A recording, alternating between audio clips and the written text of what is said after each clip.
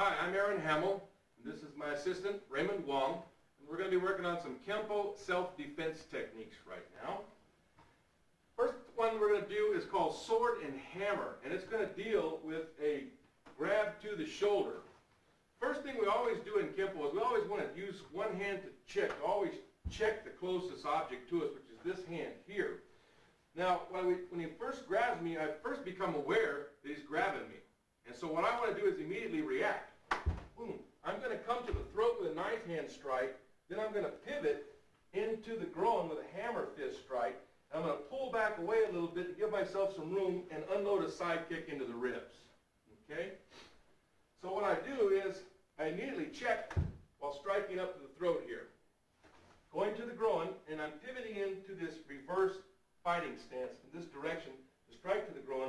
And then, if he came down too far, I could always unload a scoop kick into the jaw if he was to fall down too far. Now, if he grabs me, and he's going to punch before I get a chance to do my sword hand, I can use my sword hand as a block here. Block, bam, and then go to the groin immediately, unload the side kick, and get away. Okay? So this is, you're going into a fighting stance in this direction. So here's how it would look if you were doing it by yourself. 1, stepping in this way. 2, pivoting back this way, stepping back, side kick, step away. So again, he grabs, wham, immediately, okay? What if, let me get on this side, right? This could be a grab, possibly, also. He could be grabbing my shoulder here. He could either be grabbing or pushing me back. Okay, in which case, I'm going to turn my body in an angle to him also. Because I want to take away some of the width here and also eliminate some of the use of this hand over here. And in doing so, at the same time, I do a palm heel strike. As I do a palm heel strike, I can come back this way and break the arm. I can come here, buckle him under here, in which case I can unload an elbow strike here. So I come in, palm heel, buckle the arm, unload an elbow, and in this case I can back fist, come to the body, kick the leg out from under him, do all kinds of things from here. But the initial movement to remember is when he first comes in, if he grabs me, I want to immediately get a hold of this and immobilize this with my checking hand again, as we talked about earlier. Coming back this way and pulling him in. That helps to take him off balance a little bit. So he comes in, right here, palm heel to the chin. Buckle, elbow strike here, back fist, punch to the body, and do other things from there. Let's take it from this way, Ray, so they can see the pin. We see the pin come in at this point here, and that way I'm being aware of this punch, so if he starts to punch, I'm going to pull him off balance so he loses his leverage power back here, so he can't really punch, okay? Coming back, stepping in, palm heel. Buckle the arm from here, I can unload the elbow. Back fist. Okay? That technique is called thrusting salute, by the way. Let's look at another technique called snapping twig. We'll do it from this angle so you can see. He could be throwing a punch off of this hand. He could be punching, or he could merely be pushing to the shoulder. Okay? In which case, I'm going to turn with the technique. And when I do, I'm going to come in and pop the arm here. Popping it here. Now from this point, after breaking the elbow, I could do other things. Snap to the groin. I could come here, go to the face. Okay? I could turn here, punch to the head. Okay?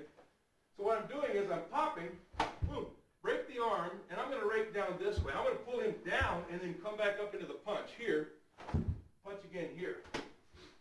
So he comes in, break down, I have to break right down, punch, punch again. Okay? Notice how I'm giving myself some room to get in and work around so I can do other things. Okay? This technique is called snapping twig because of the breaking motion of the arm. Now I'm stepping off at an angle. When his hand comes in, it could be punching to the face, here, or it could be pushing to the shoulder. Doesn't really matter. I'm moving out of the line of sight of the attack. Popping up here. I can go to the groin, like I say. I can go to the throat. And I have all types of alternatives at my disposal. Okay, Scott, let's go to the cell. Okay. Now, if you're doing this technique by yourself, practicing without a partner, this is what you'll be concentrating on. This technique of thrusting salute, where it's an open push to this shoulder here. When I say open, Ray, you got to remember, if our bodies are facing this way, we're in a closed stance because our feet are closed off to one another. If we're this way, we're in an open stance. So I'm basically open when he actually attacks me here. See, I'm actually open here. See, go ahead and push. I'm open here so I can go back, okay? I'm open to him when he first pushes. So what we do when he comes in from this open push on this side, I just step back and pop up the palm heel. I'll do the slight angle. From there, I'm just buckling the arm here with the hammer fist. Now, I could snap out with a knife hand to the throat or something else, but I'm buckling him in close enough to where he comes down and his head's right in direction for the elbow strike here. I'm just unloading a back fist and a punch to the rib cage. Okay, and that's thrusting salute. So practicing it by yourself, you'll be pinning the arm, palm strike here. Buckle, shuffle slightly. I always shuffle in slightly. Back fist, vertical punch. The second technique was snapping twig, where our opponent, now this is a very good technique because look at here. He could be pushing, he could be doing a cross push to my chest. He could be punching to the face. Or he could be trying to sucker punch me from the side. In which case I can just pop in here, see? So it's actually a very universal technique. So snapping twig, what we're going to do basically is for the push, I'm going to sidestep him at an angle this way, pop in the arm, just like this. I can use the palms or the fist. Buckle his arm under and vertical punch, reverse punch, and you can have a front kick to the groin if you want. So snapping twig would be sidestepping, popping the arm, buckle punch, punch. Okay, that's it for that one. Okay, this technique is called captured wing because my opponent is going to be putting me in a hammer lock back here. What we want to be concerned with is when our opponent starts to put the hammer lock, put your arm down, Ray. When he starts to grab here, we immediately know something's going on. He's going to try to torque our arm all the way up to here. We don't want to get that far because then we're in trouble. And most of the time they want to try to choke to or take you down during this application. What happens is when my opponent first grabs me, the first thing I'm going to do, let's turn this way for a second, Ray. The first thing you're going to do, well, you're going to do quite a few things at the same time, actually. When he gets a hold of my wrist real good, I'm going to step forward because he's obviously might want to try to put a hold on me with this other hand. So what I want to do, instead of getting in this position, I want to step forward like this and turn slightly and then grab his wrist immediately. I don't want to wait for anything, okay? And then what happens here is to keep him, to prevent him from grabbing me around the throat, I'm going to use this upward elbow strike. And more than likely, I'll try to hit him in the head at the same time, okay? Now we'll switch to this other angle, Ray, so they can see it from this side.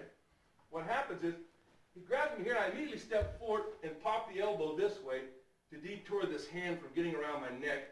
Then I immediately come into the hammer fist to the groin here. Come around and apply a wrist lock. And using the ball of the left foot, you'll notice I'm in my fighting stance here. Front kick, I'm going to use this to break the arm. And from this position, from here coming down, I can get a lot more power to go into the arm. I can elbow, claw, hammer fist. Do a lot of things there. So the initial movement is here, first of all. When he first grabs you, you want to step and elbow, right? See how I immediately got here first, and I've already got a hold of him because I don't want him to get away. See? So I go to the groin with a hammer fist, apply the wrist lock, front kick, arm break, break. Okay? Now, doing captured wing by yourself at home, practicing.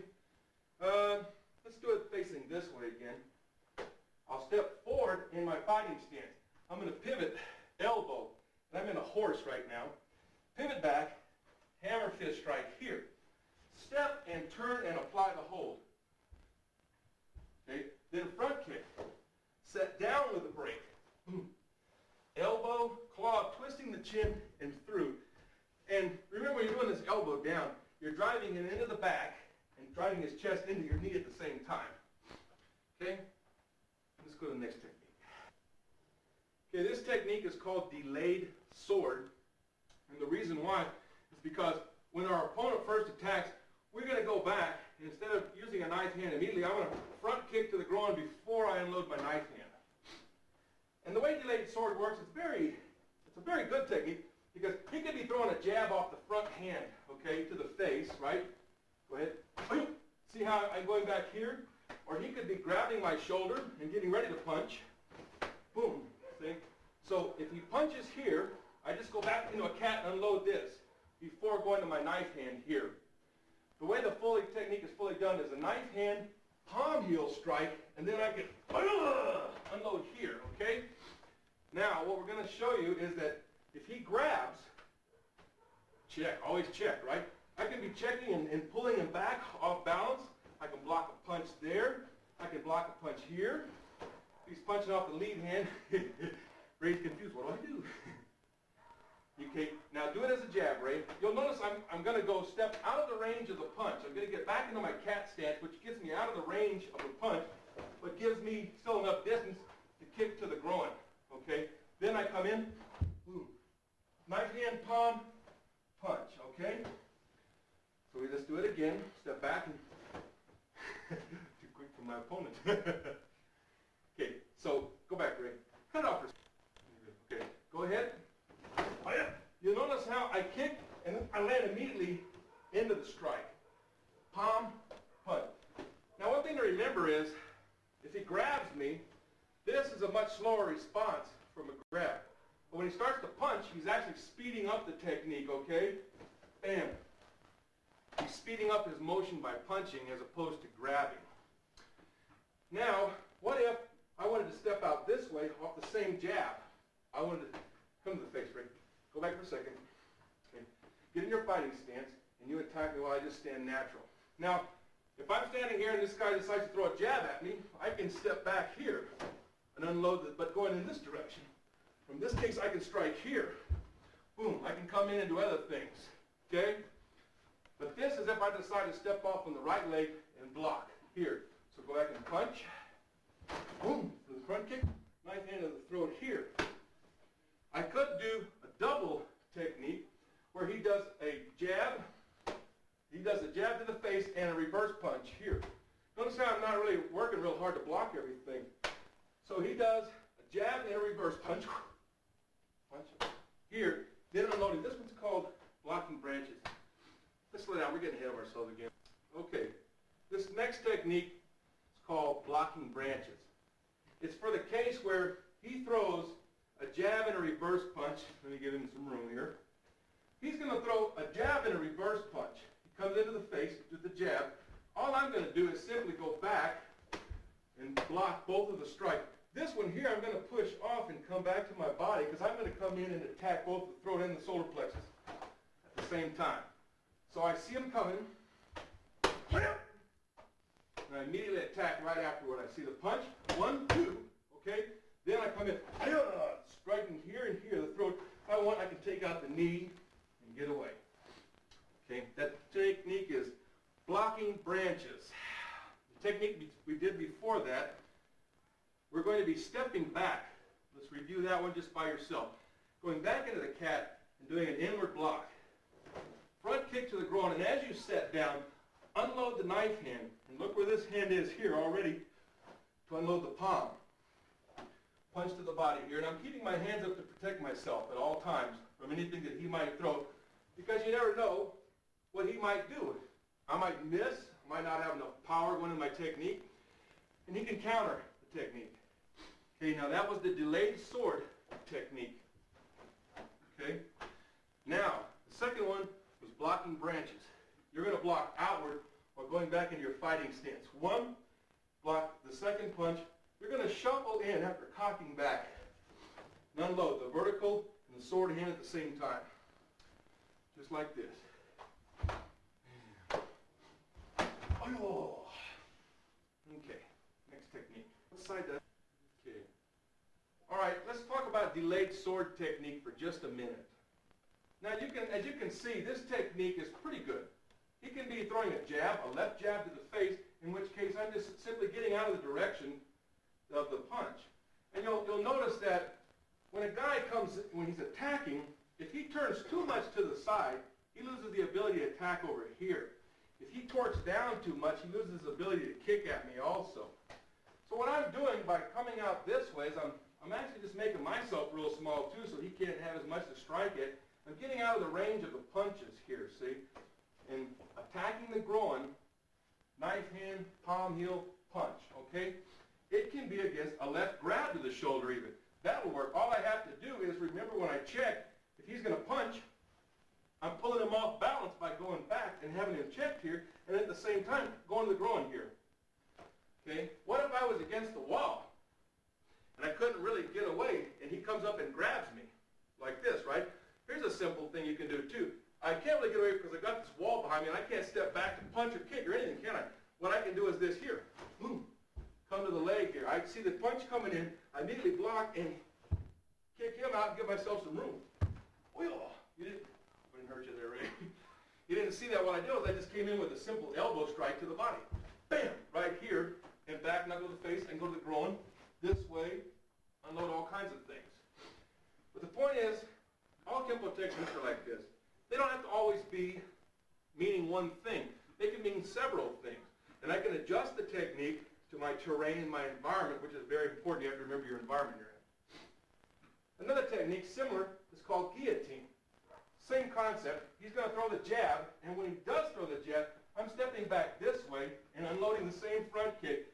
But instead of knife handing when I come down, I'm coming down with the palm heel. Then I'm unloading another knife hand here, giving it the name guillotine because of this hard chopping motion coming down here. Now once I do kick to the groin, feasibly he should bend over, right? So if he does bend over, all I'm doing is getting that neck cleared away with a palm technique. I'm palming off, bam. So I've got a good clear motion to take that knife hand in. That's where the name guillotine comes from. A lot of people get this confused with delayed sword because I'm coming in here, and as I set down, I palm off with his head, clearing the neck, and notice I've already cocked my knife hand up for a good chop to the back of the neck. Okay? To the next technique. I think you're... All right. Continuing with our grabbing series of techniques. Actually, delayed sword, when taught to a beginner, is taught as a shoulder grab, pin, step back, and kick. Okay, same with guillotine. Blocking branches is a little more advanced. The reason why is when a new student comes in, you don't want to teach him how to block punches and kicks right away because they're going to be too fast for him to keep track of anyway. He should start out with grabs. Again, continuing with our grabs. Now this one here is going to be against a double. It can be a grab. It can be a choke. The opponent could be attempting to grab and choke. The technique here is when he first steps in, my first idea is that instead of him pulling me back, I'm going to come this way. Because if he gets a hold of me and pulls me into him, I'm going to do something else. See, I'm going to come off with something else. And in this case, he grabs a hold of me, and I immediately am aware of it. What I do is I reach around and grab his wrist here, pinning him in here, and pulling him off balance. I want him off balance so he's in my terrain now. He just stepped into my zone. And I'm going to come up and break across the elbows here. And I don't, most people want to drop in the big circle. Come here and slide right out from under and do a hammer fist, tucking him down in here, going back to the throat here. See? Once I strike to the throat, then I'm going to come in, sandwiching, striking to the groin here. And if I want, I can kick him as I step out. Okay? So I see him come in. I get a hold of him immediately. I take control of the situation right off the bat. Popping here, come out, striking to the throat, right immediately after the break free here, one, and then come in, and going to the groin. Now remember this technique here. This technique here, break, down, strike, okay? This is not just grabbing the head and popping into it. You're actually doing a palm heel strike into his other jaw while doing the elbow into this jaw, this fashion, and going to the groin immediately. I can step away, kick him as I get out. Okay, so Ray comes in, and I'm here already. Here, okay?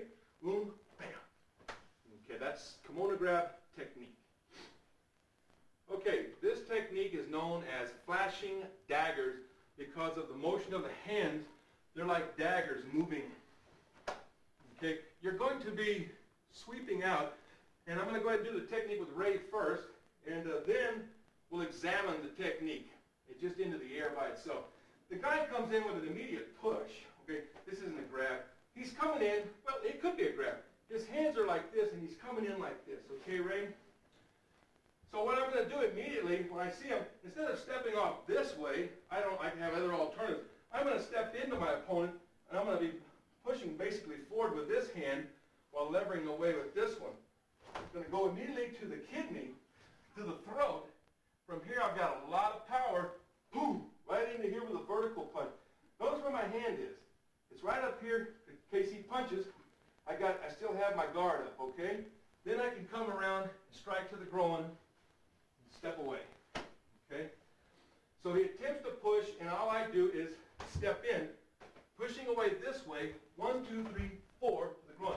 So I'm going 1, 2 to the throat, pumping here, bam, right in with a good powerful strike, and then here. Now the main thing to remember is the power strikes are here. This is the power strike. This is a speed strike because from here, boom, I'm just snapping to the throat real quick. Boom, to the throat, then into the power strike, and the speed strike. Power, speed, okay? So, we'll go back. Again, step in, immediately to the kidney. And down here, stepping away. Now, the way that would look while training is like this. I see my opponent coming, his hands are coming. I immediately come up and wedge with this hand forward. Brush away with this hand here. Strike to the kidney, keeping this, my guard up. Pop it out. Solar plexus, sternum, groin. Sword hand or hammer fist. Step away. Okay. This technique is called the dancer. Because of the movement involved like a dancer. What happens is he attempts to choke me from behind with this rope. What I do is I feel the rope. You don't want to leave the rope on too long. If he cuts the circulation off too long, you're gone. Okay? So you immediately react. First thing I do is my reaction is going to be here. I'm going to come to this groin. Go ahead and hold on to me though. You're trying to choke me, remember? See, what I'm doing is I'm going to come striking the groin here, going up out from under the arms, okay? But striking the groin and punching to the body here, okay? Then by then, hopefully, he's not choking me anymore. And then I'll come and, see, let's go back to the beginning, Ray. What happens is the first thing I want to do is I want to get this way, because when he's choking me, I can't do anything. I want to immediately get away from the choke. In order to get away from him holding on to me, I want to first come in, strike the groin. And when I do this, hopefully this and this will buckle him, see, and come up with this punch here. Then I can also punch to the kidney here, okay, or the temple, whichever's available. So I see him, he chokes me, and I don't wait. Well, that's another point. That's another point, too. As soon as you see something coming over here around you, you should immediately tuck your chin under, because he could be trying to choke here like this. And all I have to do is try to choke me just bare. All I have to do is right here, and he has nowhere to go. Like that, I can always do this, and he can never get a hold of me. If I try to grab him here, he can choke me, right? He can apply a choke, and it takes a lot of leverage to get that off. I try to pull this way. But all I have to do is when he comes around, simply take my arm and buckle it in, and no matter how hard he pulls, he cannot choke me, okay? But this situation is where he's already got the rope on me. I wasn't paying attention. I was talking to somebody over here, and I'm being choked. So I immediately come in and strike the groin here while slipping under with a punch to the body here, pivoting my body for power. Then as he falls over with a punch to the gut, boom, I can unload to the kidney, or I can come across and go to the temple here with the punch. So the dancer looks like this without assistance. He'll look, I'll look from the side so you can see it. Stepping and striking with a knife hand, pivot and punch, punch again. And that's the dancer. You know what? Okay, our next technique is known as swinging hammers because of the way your hands are moving during the technique. What is, my opponent attacks me, go ahead and get your fighting stance right. I see him, he's going to attack me with a jab. What I'm going to do is throw your jab to the face more, right? I'm going to come up in this fashion here. I'm going to step this way, watch. And coming into him, I'm actually stepping into his body. So that when I block here, first block is here. Go ahead and stay there. My first block is here. I'm in a cat stance, right? But as I come into here, I'm actually going into more of a horse so that I can strike across to the jaw. Strike to the jaw, down to the groin, and see how he buckles under if I go to here, and then pop him back up this way and reverse punch to the throat, to the kidney, to the solar plexus, to whatever is available. Okay? So immediately when I see him, I'm right here. Hammer fisting through immediately. Pop to the groin. Back fist. Now notice where my hand is when I back fist. It's here, not here. Okay? Just to here and punch. Okay? So again. Boom. Okay? That's swinging hammers, and here's how it look if you're doing it just out here. Because when we're working with an opponent, we have to be careful and adjust our movements because we might injure our training partner. First thing we do, windmill block in a cat stance, okay? Your arm doesn't have to be this far down. And then follow through with a hammer fist strike here, followed by groin strike, back fist, reverse punch, okay?